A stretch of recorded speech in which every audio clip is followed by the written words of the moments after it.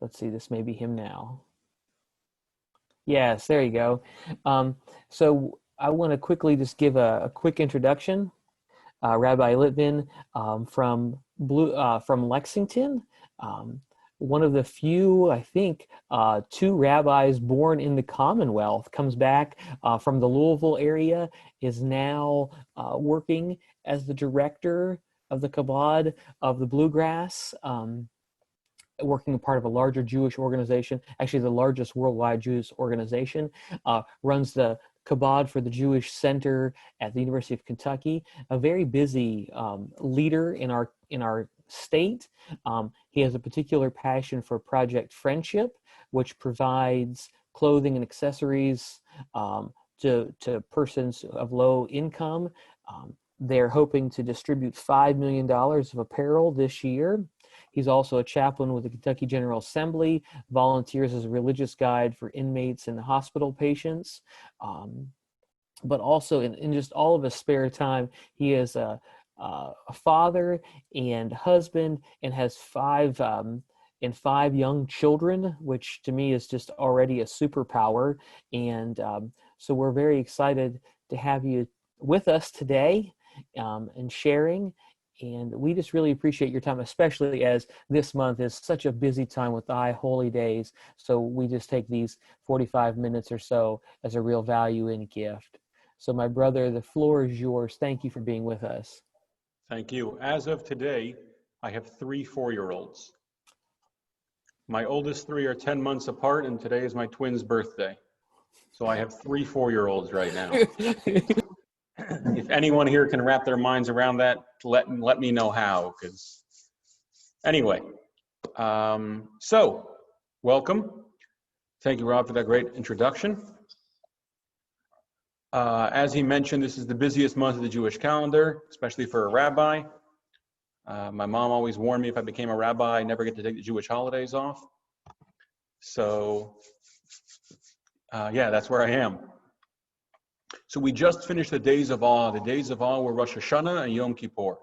Now, interestingly, 3 holidays get called holidays in the Torah. So in the Jewish religion, there are 3 major holidays. Those are Sukkot, which we're going to talk about today, Passover, Pesach, and the Feast of Weeks, or Shavuos. In addition to that, 2 other days get mentioned as holy days. So holiday and holy day gets kind of combined in English. And the holy days are Rosh Hashanah, which is the head of the year, and Yom Kippur, the Day of Awe.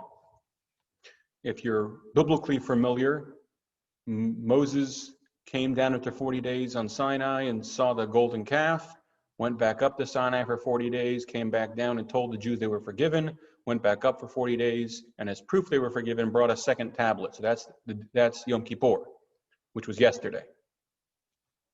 So I was leading services in a tent yesterday as it was raining, which was a lot of fun. And just in time for the rainy season, we have Sukkot. Sukkot is one of the 3 pilgrimage holidays. Jews from all over the land of Israel and even from outside the land of Israel would travel to Jerusalem for the holiday. One of the 10 recognized miracles of the temple is that everyone was able to find room to stay in Jerusalem for the 3 pilgrimage holidays. That's how many people were there, that it was a miracle there was room.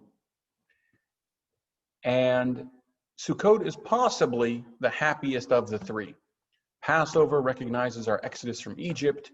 Shavuos recognizes 49 days later, the initial arrival at Sinai. But Sukkot recognizes God's love. It's in remembrance of the 40 years in the desert. Generally, the desert is a very inhospitable place. Desert is somewhere where it's hard to live. And God cared for the children of Israel in the 40 years it took to get from Egypt to the land of Israel. So those 40 years are what we're celebrating by building tabernacles. Now there's a myriad of laws of what that tabernacle has to be. It has to be strong enough that it won't fall down on the holiday, but it can't be a permanent structure. So there's some things that are out, some things that are in. The Talmud goes into very deep conversations, what's considered permanent. Technically, one of the walls can be a camel or an elephant, as long as its legs are tied together so it won't stand up in the middle of the holiday. So every single avenue of what it can be. If anyone's a fan of the Lee and Haley show, they're going to be joining me this Wednesday to build my tabernacle with me. So if one rabbi who did not cover construction rabbinical school is not enough of a joke trying to build a tabernacle, I'm going to have backup this year. The holiday is called Zman Simchasenu, the time of our joy. And in the temple era, it was accompanied by a phenomenal ceremony, the ceremony of the water, Simchas Beis HaShueva, the joy of bringing the water. The rabbis at the time said that any person who has not witnessed this ceremony in the temple has never seen actual joy in their entire lives. The most famous leaders of the generation, the equivalent of congressmen and Supreme Court justices, would juggle knives and balance fire on their head, do cartwheels, all sorts of things just to bring joy to the population. They would have, I don't like the word copious for this, but large amounts of wine would flow throughout Jerusalem, and you could see the party in Jerusalem from the hills surrounding the city. So the central observances of Sukkot are three. There's the Simchas Beis HaShueva, the joy factor. There's the tabernacle factor, and there's the collecting the four species.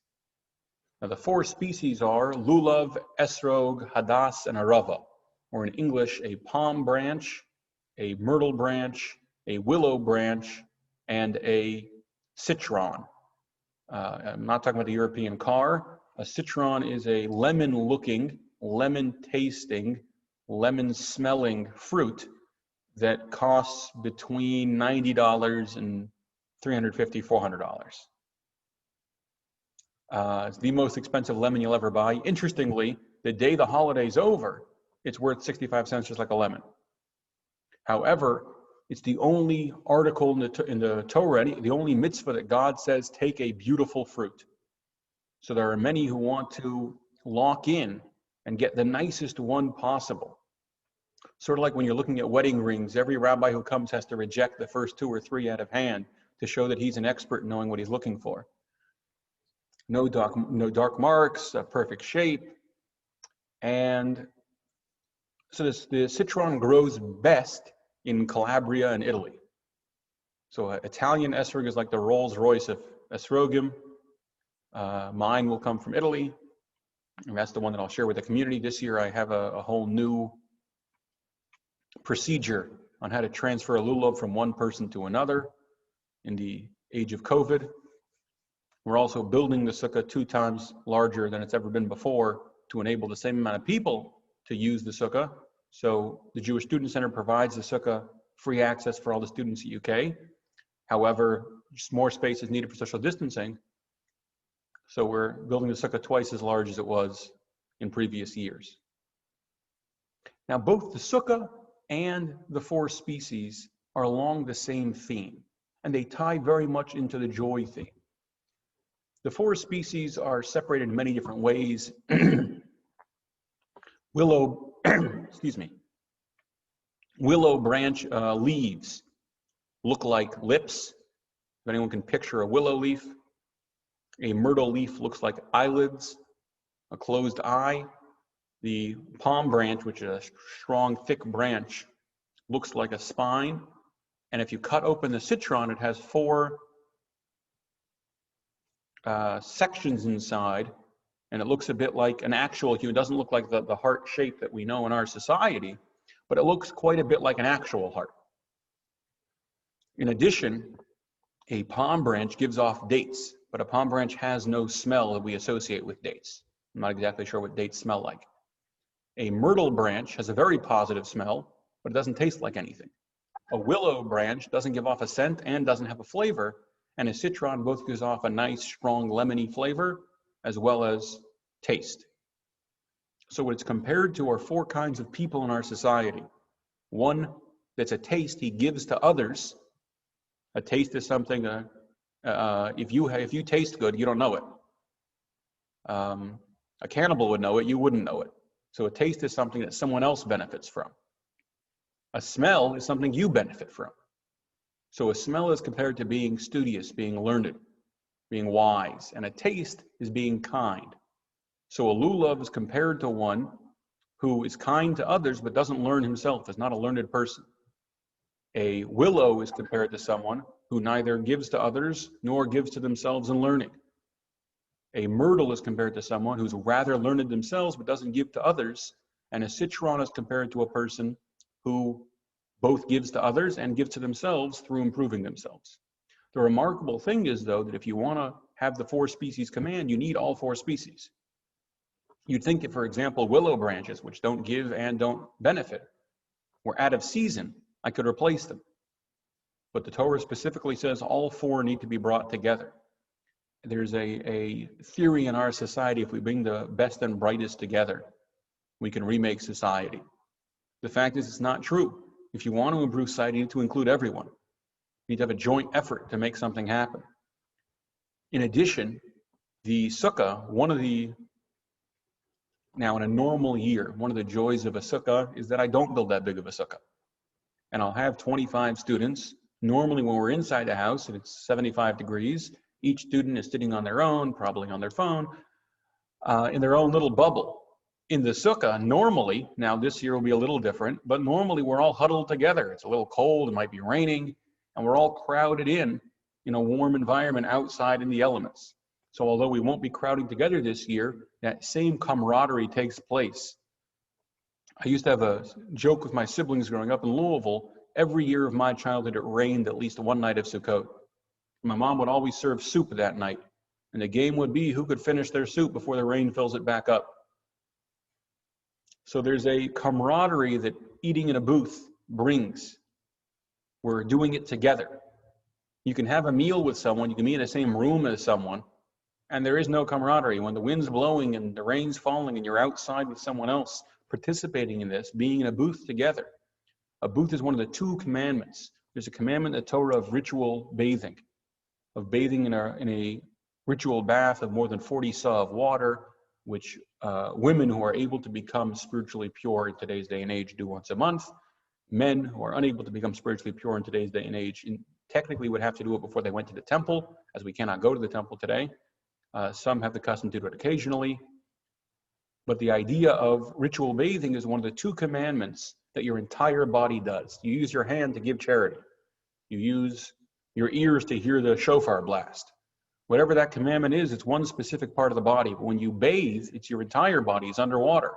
And the only other commandment which requires the entire body is entering the sukkah booth. When you enter the booth, your whole body's inside the booth. So both the 4 species and the sukkah itself are unifying activities. It's 100% in. And as we go back to the festival of joy, what brings joy is unity. Unity brings joy. Now, many people will tell you that social distancing means separating. Today, of all times, that's provably not true. We're here speaking together. Looks like a dozen people, all in our own homes or offices, etc. And yet we're together being able to converse. We live in the golden age of being united, even while we're social distancing. So the overarching theme of the holiday is, number 1, recognizing where our help comes from. As David says in the 121st Psalm, I lift my eyes from whence my help comes.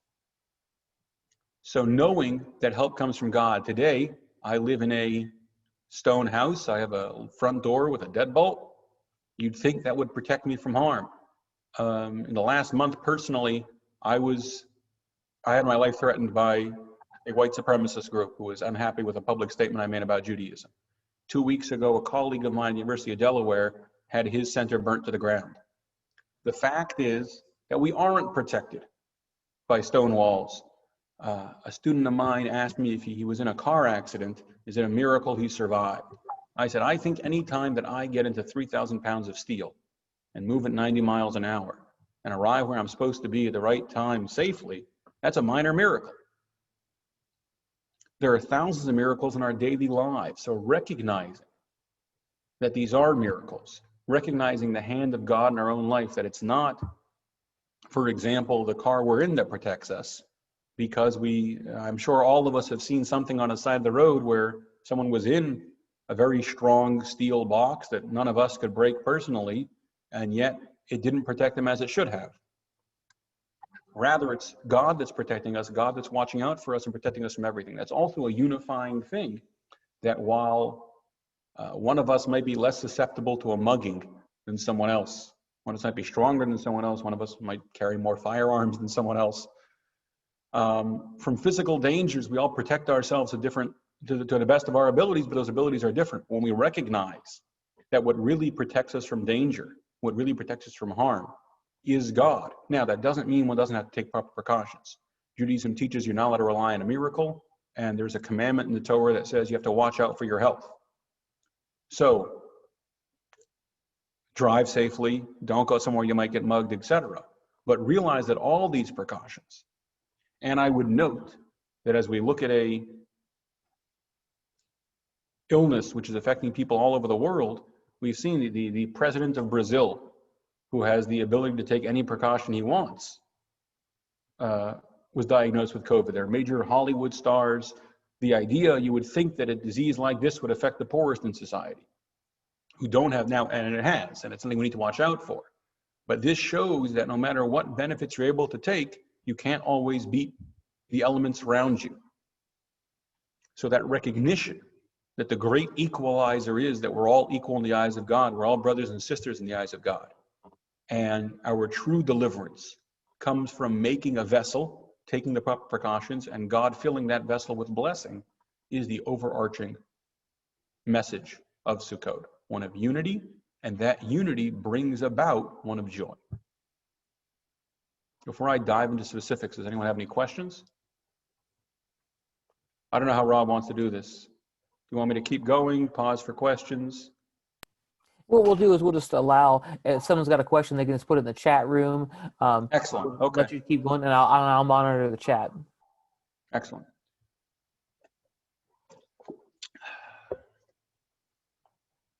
Oh, what an excellent coffee. Thank God.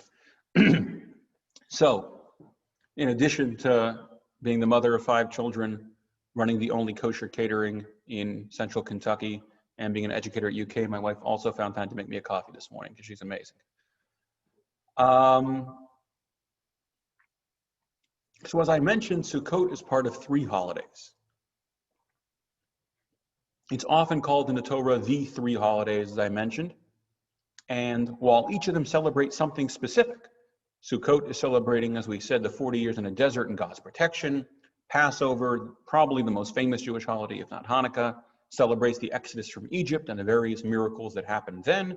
And Shavuos celebrates the giving of the Torah, the making of the Jewish people. Depending which rabbi you ask, when Jews became Jews, which we can have a whole other launch on how the word Jews came about. But what's the beginning of the Jewish people? Most rabbis would tell you Sinai is the beginning of the Jewish people.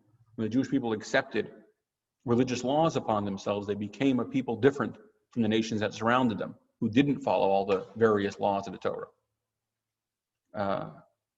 I recently went into my neighbor's house to ask him to help me with something, and he quickly covered his frying pan and said, "Don't worry, this isn't bacon." I told him, "Don't worry, you can have bacon. I just can't have bacon." I have no issue with you having bacon, which, by the way, is a very healthy religious perspective to have. I'm going to keep God's laws. It's not necessarily my job to police what everyone else in the world is doing. So in addition to these monumentous occasions that we have, each one of these holidays also recognizes a part of the harvest, specifically in Israel. These dates don't always match up if you're harvesting tobacco in Kentucky, but if you're harvesting in Israel, these are very specific dates. Passover is the first gleaning of crops. Shavuos is the full harvest of grains. And Sukkot is the first fruit. So the initial investment, recognizing its growth, and the collection of that bounty from the earth. So a great deal of Jewish law specifically deals with our relationship with the earth. The term Mother Earth is not a Jewish term. It comes from a idolatrous point of view, so it's not one I normally use. But what we commonly call in society Mother Earth, that concept is a strong one in Judaism. That as the earth does a tremendous amount for us, we owe a debt to the earth. You'll find in the story of Moses that Aaron is the one who brings the first 2 plagues. We call the 10 plagues the plagues of Moses. But actually, it's Aaron that brings the first 2 plagues. Aaron strikes the river, and Aaron strikes the sand. And the rabbis explain Moses felt that he owed something to the river. When his mother had to hide him as a child, she put him in a basket and put him on the river. And in his adult life, when he saw an unjust killing going on, he saw a taskmaster being ready to kill a Jewish slave, he killed the taskmaster and buried him in the sand. That sand enabled him to have time to escape before he would be punished. So it's remarkable the amount of hakaras hatov, appreciation for the good that Moses is displaying here. Certainly neither the sand nor the Nile is a sentient being that in any way intended to help. However, because Moses felt an appreciation to that, he felt an appreciation even towards the river and the sand, shows the extent that Judaism pushes for appreciation for the good. So likewise, the earth, which produces the air we need to breathe, the water we need to drink, the food we need to eat, all of that comes to the earth. I recently saw a banner, if you appreciate farmers, thank a farmer. If you like food, then you appreciate farmers. That one needs to recognize that we owe a tremendous debt to the ground, towards the entire cycle of transferring water, etc. So,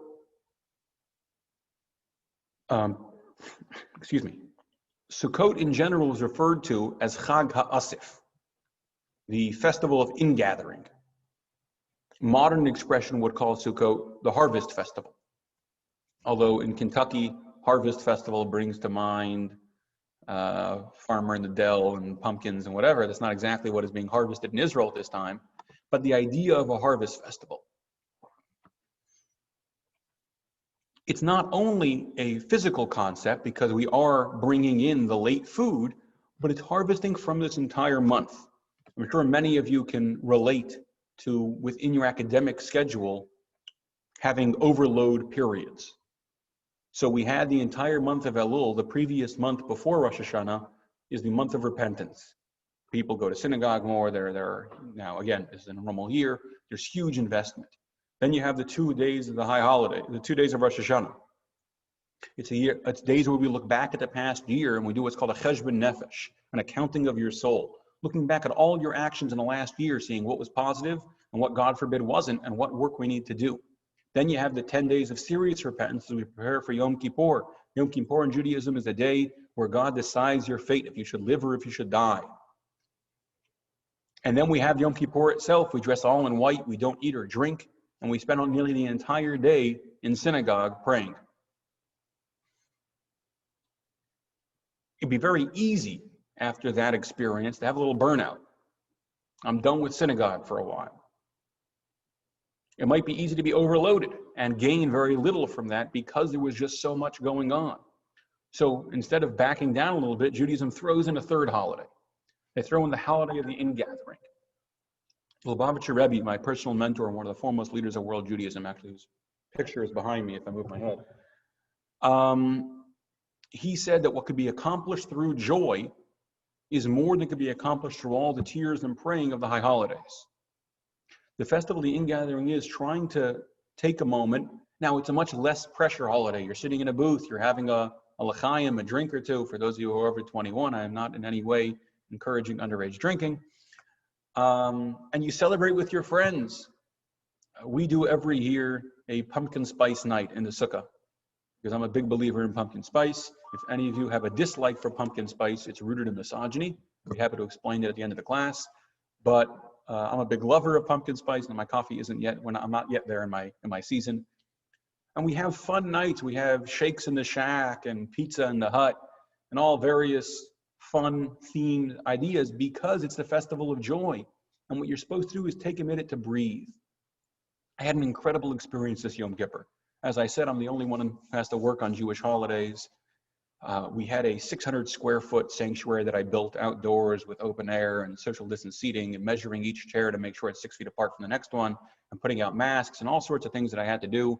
And then I had to lead a service, which this is going to shock you, but I don't have the most beautiful singing voice. So leading this service, which has a lot of high notes, is particularly difficult for me. And I was running, getting ready, and I was a little stressed going into the service. I felt that I rushed a joke in my speech a little too much. And then halfway through the service, my wife, who was incredible, explained one of the prayers. And I did something amazing. I took a breath, which I'm pretty sure I hadn't done in the 6 weeks before that moment. And after that, the service went fine because I had nothing to do. We were in the middle of the service already. I couldn't set anything up. Someone else was talking. I didn't have to be saying any prayers. I just took a breath. And that's one of the messages of Sukkot. Sit down in a booth. Acknowledge that God has this. God's in. He has your back. Gather together, either virtually or in person, with your friends, and take a breath. Recognize that a new year has started. Unpack a little bit all you gained over the last few days. Ingather. You're no longer working in the field. You no longer have to plant or water or check on the crops, etc. Gather in the plants and take a minute. If you've ever been to a farm in Kentucky, when they're gathering the plants, they let them sit in the sun. There's various benefits to that. Let them dry a little bit. If you store crops when they're wet, they mold almost immediately. So for example, tobacco, they let dry for a lot longer than they would the corn, but most things get cut down and then sit in the sun for a little bit. While it's no longer attached to the ground, we just relax. And that's the message, one of the messages of Sukkot, that it's the ingathering. Sit back, relax, take a breath. Believe me, God has it under control. There's all sorts of terrible things going on in the world. There's a near Holocaust happening in China. There's world wars. There's wars happening in Eastern Europe. There's corona all over the place. God's on this. And there's not that much that one of us can do to solve all of this. So ingather, go over the last month. Now again, this doesn't mean rest forever. It doesn't mean you're done. The Bible says 6 days you shall work and the 7th you shall rest. A lot of people are very big on the day of rest. They're not so big on the 6 days of working to improve the world that comes before that day of rest. The Bible specifically says 6 days you shall do all your work and on the 7th you shall rest.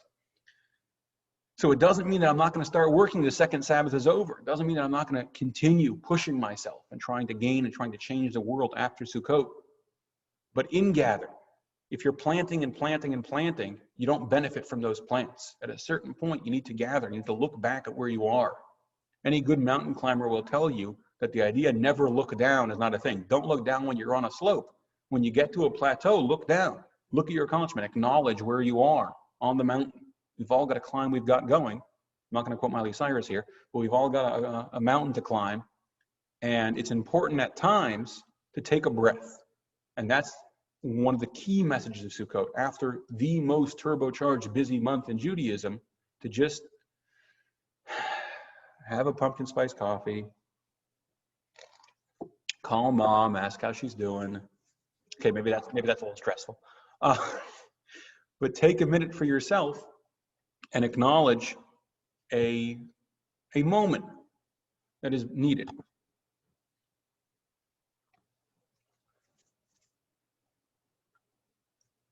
So yes, that the concept of Shavuos, and by the way, it's much more so when you compare it to the other 2 days. On Shavuos, the holiday when we celebrate the gathering of the receiving of the Torah, the first night of Shavuos, Jews stay up the entire night till sunrise studying. It says that the Jews overslept when Moses came down the mountain with the tablets. So to make up for that, to make sure we don't oversleep, Jews all over the world stay up all night studying. It's focused on studying. Passover is focused on the Exodus from Egypt. The message of all the Torah, of all the Jewish scripture, is timely. You're supposed to live with it every day. And the message is that we have our personal Egypts. You might know someone whose Egypt is drugs. You might know someone whose Egypt is another form of addiction. The idea, and you might know someone whose Egypt is depression, is getting too caught up in little details and not recognizing the big picture. So Passover is a much more active. It's let's change. Let's take the step forward. Let's take a step towards actual freedom, not just freedom from outside sources, but freedom of our minds. While Sukkot is much more God's got this, let's take a breath. Now Sukkot ends in a holiday called Shmini Atzeres Simchas Torah.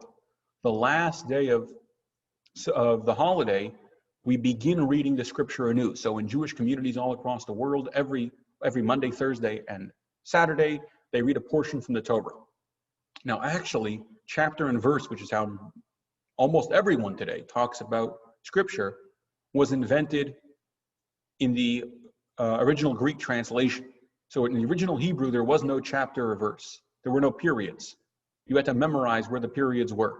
They're called seif pasuks, and when you read it, you pause. That's how we know where the periods are.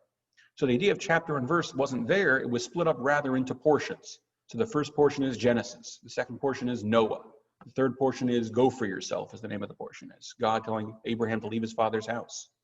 So the original breakup was into portions, and the portions work out perfectly that if you read one a week, every week of the year, you conclude every year at the end of Sukkot on Simchas Torah. Simchas Torah literally means the joy of the scripture. And God's description of this holiday, he says, Kashalai pidaschem. It's hard for me when you separate. So it's a weird, it gets compared often to a father sending their child away, and he says, it's hard for me when you leave, so stay one more day. That doesn't really make any sense. What does it help to stay one more day? I really like my vacation to Florida, so I'm going to stay one more day. I still go back home the next day. So you pushed off leaving a day. What's the goal there? And the Lubavitcher Rebbe explained, if you look at the actual phrasing of the words, Kashalai pidaschem, it's harder for me when you separate. The correct linguistic word would be we. It's hard for me when we separate. So the Rebbe explained that, of course, no one can separate from God. But after Sukkot, there's often a time where we separate, where when God says you, the collective people separate, where we lose this specialness of the holiday, this unity, this joy that it brings. So the last day, we have one more day of celebration as we relaunch the studying of Scripture. Now, it's very interesting. Generally, the way Scripture is used, if anyone's seen a Torah scroll before, it's a leather scroll taken from a kosher animal that was slaughtered without pain. It's written out with ink and a feather. There's over 300,000 words, 300,000 letters that need to be written out in indigo black ink with a feather. It's a painstaking, nearly 3-year process. The average Torah scroll goes for about $60,000 to $80,000 because it takes an artist 3 years to finish it. Yeah, don't take mine. And generally the way it's celebrated is by opening it, is by reading it, is by sharing it with each other. Except on Simchat Torah. Simchat Torah, we don't take the cover off the Torah scroll. Rather, we pass it from hand to hand and we dance with it even. But we dance with the scroll closed. When the scroll is open, there's all sorts of different levels. If we would open a book about agriculture, I'm sure there's someone in this room that would know a lot more about it than someone else in this room. If we open a book about history, I'm sure there's someone in this Zoom room that would know a lot more about it than someone else in this Zoom room. I don't know if Zoom room is a word. If it isn't, I coined it, tell Webster. However, when a book is closed, someone recently gave me a book that was very useful because my wife bought a table she loves that was a little crooked. So I just put it underneath one of the legs. When a book is closed, we can all use it for the same thing. My mom tells a story that she was visiting her mother, and her mother asked her if she picked up a paper on the corner. And my mother's told her, here's an iPad. Anything you need the paper for, you can use an iPad for. So she used it to whack a bug on the wall. So when a book is closed, it's the same thing to all of us. No one's better than someone else with a closed book. So as we celebrate with the scroll, we specifically don't open it. It's not about who's the most learned, who's the most pious, etc. God just says, I want to see you together. I want to see you unified. I want to see you full of joy. And so we conclude Sukkot with, and I have no idea, all the other services of the year, I have found a way to make them work in COVID-19. I built a 600-foot sanctuary. I'm building a sukkah twice the size. Passover, I made Passover in a box for people to take home. The holiday where you're supposed to dance together in joy, I haven't quite figured it out. I'm thinking maybe to do like a silent rave with headphones and everyone dance by themselves. I haven't quite figured out how that looks. But the final celebration is celebrate together. It's not about investing in getting stronger together or getting more pious together, getting farther, building ourselves together, which are all great things. The conclusion of Sukkot is let's celebrate together, let's dance together, let's acknowledge together we have this communal joy in the fact that we're co-religious, and the fact that we're one people, and the fact that we're one commonwealth. And that joy takes everything from the entire month, all the spirituality, all the holiness, all the prayer, all the intent for the coming year, and lets us expand with good. And ideally, when you leave as one. I went to a concert in Michigan. My best friend lives in Michigan, so I went up to surprise him with a concert. And it started to pour as the concert ended. And we're in the parking lot. It's about 900 cars. And a mudslide, someone was probably drinking, and hit the side of a hill coming out of the parking lot and caused a little mudslide onto the road so cars couldn't go. So you have 900 cars, with many of them with several people in it. No one can leave the parking lot, and I'm sure everyone has somewhere to go. And I guarantee you, if we were leaving Kroger, or if we were leaving a class, or if we were leaving almost anything in the world, you'd have some extremely irate people. It's pouring rain, people just want to get home. However, hopefully besides the drivers, most people there had a drink or two, and everyone was just coming from an awesome concert. So a couple people who were braver cranked the volume up in their cars, and there were people dancing on their cars in the rain and running from car to car, talking to people. And it was one of the coolest experiences of my life. Everyone was on the same energy level. Everyone was on a high. Everyone was excited. And that's the attitude that we're going for as we conclude Sukkot. Let's all dance together. Let's all celebrate together. And then when we see each other afterwards, there's still that shared connection. It's hard to say, oh, I know you. We once prayed together. I know you. We once made New Year's resolutions together. As opposed to, hey, you remember that night in Vegas? Oh, yeah, sure, Jimmy. I know Jimmy. That unity, the unity of joy, is one that doesn't go away when the holiday is over. God willing, intentionally doesn't go away, and it's something that continues into the year. And that is Sukkot in a nutshell. Well, that is super fascinating. Thank you so much for kind of giving us some more insight about the history or just the whole reality of the holiday. But so, question for you, as busy professionals just fill their lives with more and more things. Here you are being super intentional, literally building an outdoor structure to slow down. What advice do you have for people who have yet to be able to have the discipline of just saying, okay, full stop, I need to stop? So there's a expression there's a Jewish saying of questionable backing. I don't know if anyone saw something that was all over Twitter after Justice Ginsburg passed away last week. There's a Jewish tradition that if you pass away on Jewish New Year's, it means you're a righteous person. That's made up. It's not written anywhere. Nothing to take away from Justice Ginsburg, just that line doesn't appear anywhere in Jewish tradition. Someone just made it up on Twitter. Other people thought it was good. And the vice president shared it. All kinds of people shared it. It was totally made up. So this concept actually is often attributed to the Talmud, but actually comes from a writer in the 1800s. He writes, as much as Jews have kept the Sabbath, Sabbath has kept the Jews. Meaning, as much dedication and expression Jews have put in to this idea of taking one day off, it's done that much benefit and more for the Jewish people. There's something tremendous to taking a day off. My first job at a rabbinical school was running kosher for Kroger's in the state of Kentucky. And I had a boss who was quite anti-Semitic. And he would find different things to harp on. And one day he realized that I'm the only employee that's never worked on Saturday. And the obvious reason for that is, as a rabbi, I'm in synagogue all Sabbath. I can't drive a car. I can't walk in electronic doors. I can't sign in at work. There'd be many issues with me, and you can't work. So there's many issues with me coming in on a Saturday. And he said, I put you on call for this Saturday if we need another manager. I said, excellent. I'm glad you have me on call. And I turned on my phone Saturday night, and I had 9 missed calls. So I came in Sunday. He said, you didn't answer my calls when I called. I said, I know, it's my Sabbath. I told you can put me on call, but you're aware of who I am and how I work. I can't answer the call, and I certainly can't come in. So the first step, I think, to this, what Sukkot does for the year, is what Sabbath does for the week. And there's various influential people who have taken on Sabbath, who talk about it. And there's inventions which try to create Sabbath. The idea of having a conference that doesn't have phone reception. The biggest blessing of Sabbath is that this gets turned off. I run 4 different organizations. I probably get 1,000 emails a day, and half that in texts or WhatsApps or calls. It might come in, it might not. My office might burn down on a Saturday morning. I wouldn't know about it till that night. And there's a beauty to that. As was mentioned several times, I have 5 young children, 3 4-year-olds, a 2-year-old and a 1-year-old. I sit and play with them. And I don't know what job I have to do.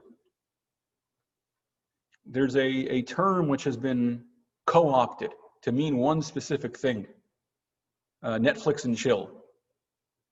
I think it's an incredibly powerful term. You don't even need the Netflix, but take an hour a week with a friend.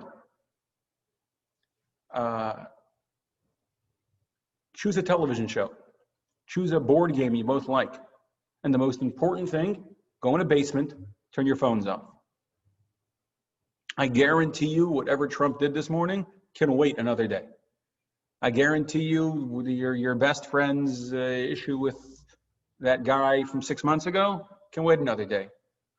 There are very, very few things that can't wait an hour. And you have to be intentional about this. It does require intentionality. And so what I think is key is choosing a time. So as I mentioned, we have Sukkot, which is a specific 8-day holiday. You have Sabbath, which is a specific day, 1 day a week. Now I know 6 months from now, if someone says, hey, I have a conference going on Saturday, the 15th of April, I said, I'm busy then. I know now, what am I doing? I'm doing nothing. I'm looking back at the last week and looking forward to the next week. I'm celebrating with my God, I'm celebrating with my wife, I'm celebrating with my children. And your time could be Tuesdays at 2 p.m. to 2:30. But the idea is, if someone says, hey, there's this lecture I want to go to, it's on Tuesday. No, I'm busy Tuesdays at 2 to 2:30. No different than I couldn't cancel this appointment, I couldn't cancel a class, I have to be there. You should choose a time for you that you have to be there. Lubavitcher Rebbe, who was the leader of the largest Jewish nation in the world, would spend an hour a day, every day, having tea with his wife. And his doctors, he had a heart attack in his 80s while he was still the director of the largest Jewish nation in the world, working about 20-hour days. And his doctor was looking at things on his schedule that he didn't cut out. And he said, you every day, leave your office, go home, spend an hour at home, go back to your office. If you take that chunk out of your day and just spend an hour with your wife, in the evening, when you get home, then you could save a lot of hassle, reorganize your day, and have less stress on yourself. And the rabbi said, I'd rather you cut out of my schedule my morning prayers. You can imagine how important morning prayers are to a rabbi. He said, to take away the hour that I spend with my wife every day, I'd rather you take away my morning prayers. Now, of course, he wasn't canceling morning prayers from his schedule. But that idea that if I have a set time with someone, I keep that set time, that is crucial to me. The Rebbe, till the day his mother passed away, visited his mother every single day. Until his wife passed away, spent an hour with his wife having tea, accomplishing nothing, not planning for the future, not discussing what groceries the house needed, sitting and enjoying her company, talking to her about their lives. And it's something that I try to incorporate. I don't succeed as well. But my father is the dean of the only Jewish school in Kentucky. He's the chief rabbi. He has all sorts of responsibilities. I remember a handful of dinners in my entire childhood that my father wasn't at, that my mother wasn't at, because they chose that hour to be their family hour, to be their relaxation hour. And my father only had a phone when I turned like 15. It was the original Nokia. It had Snake, and you can run it over with a car and nothing happened to it. But the fact is that phone was off. I don't know how many of you are old enough to remember hanging up on telemarketers because they called during dinner. I know Rob can, no offense guessing your age there, Rob, but I don't know how many students can appreciate what that used to be. A cell phone was invented for one reason. A cell phone was invented so I could reach you wherever I am. I had a minor miracle happen in my life today. I was driving my kids to school. I drive my kids 75 miles to school every morning. So I was driving my kids to school, and I noticed I was running out of gas, and I couldn't find my wallet this morning. And I realized that I'm running out of gas on a 64 and I don't have any money on me.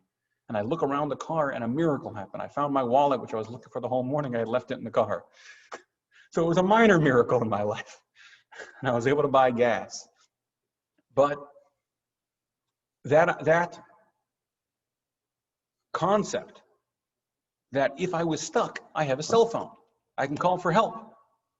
A cell phone was not invented so that wherever I am, someone can call me. It wasn't invented so someone get a hold of me when I'm busy.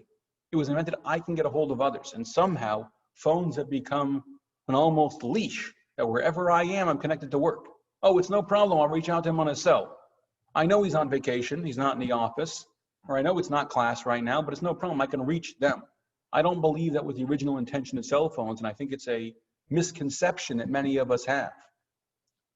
There should be no issue. There should be no shame in telling someone, no, my phone was turned off. Why? No reason. I turned my phone off.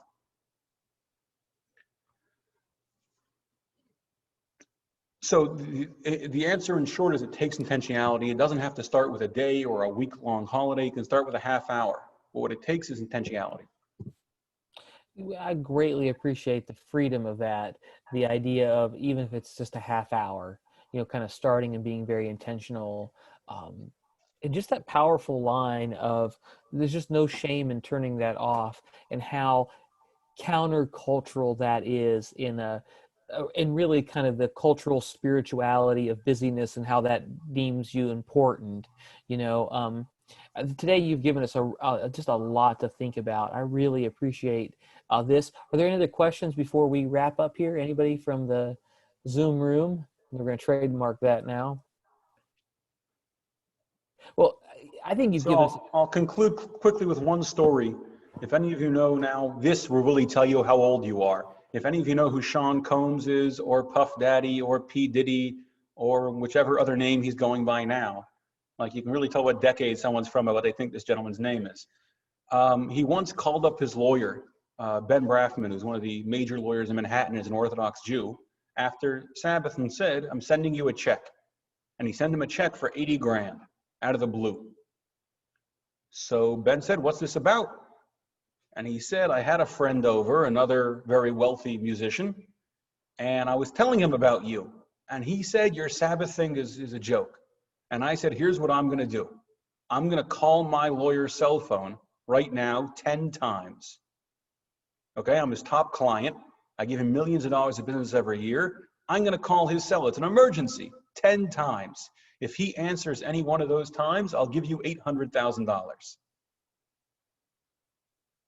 And Sean Combs called his lawyer, and his lawyer didn't answer because it was the Sabbath. It doesn't matter if it's my top client. There are other lawyers. He'll take care of it. If I lose the client, I lose the client, but this is my day with my family and God. And he said that I made 800 grand, so I figured you deserve 10%. But that he was so confident that that's what his lawyer's reaction would be, that he wasn't going to answer the phone. So yeah, take some time. And in general, if anyone has a question, Rob has my email. I'm always happy to answer questions. We can do a Zoom, etc. But thank you for having me here today. It's a real pleasure to be here. Just so fantastic. May these holidays be wonderful for you, your family, your 3-4-year-olds, and the people that you support and journey with. And I guess I will close today with the words of Puff Daddy. We'll be missing you. I'll be missing you, I guess. All right. Thank you so much. Have a great day. We'll be in contact. Bye.